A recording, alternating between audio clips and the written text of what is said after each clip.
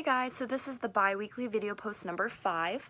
Some terms that I have that were most important in this week's lesson were disaster resilience, which is the ability of individuals, communities, organizations, and states to recover from hazards, shocks, or stresses without comprising long-term prospects for development. Crisis management, which is the process by which a business or other organization deals with a sudden emergency situation. Multidisciplinary, which is experts develop their own answers to pieces of a problem and then they come together.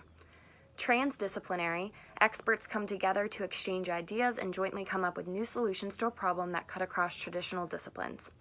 System dynamics model is a computer model that incorporates both the components of a system and how those components interact and change over time. So the fuzzy part about this week's lesson, I guess, was just on the TED Talk. I thought it was a interesting topic. I've never really thought of people who get deployed overseas and then they lose their sense of self-worth just because they're not really involved in community anymore.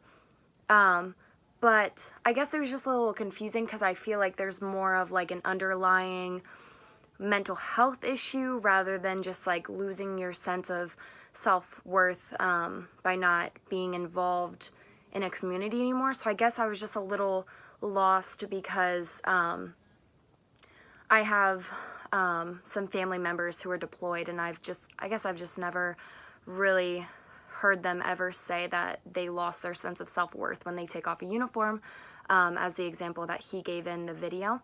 So maybe it's just me, but I feel like there's a little bit more of an issue there when you take off your uniform and you don't feel like you're really involved anymore. But the question I have for the class, so according to the chart that was posted about the community resilience, do you think that your community has everything listed? So in that chart, I think there were about like 6 or 7 things. It was last week's link, so if you just go on there, do you think your community has everything on that chart, the steps that lead up to the top? Do you think that your community is missing things or it's not as strong where you live? But that's my question.